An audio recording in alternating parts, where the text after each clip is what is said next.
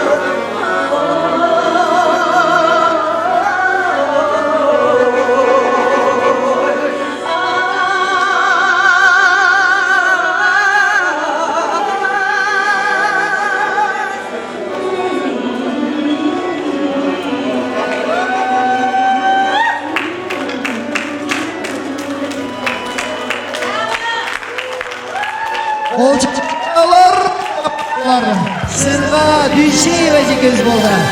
Belek ayasızdan ayasızdan belek. Maliye. Ünlümüz ölçmesin.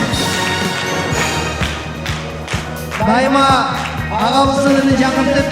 Eli ciddi kaybettiğiniz bakıma razı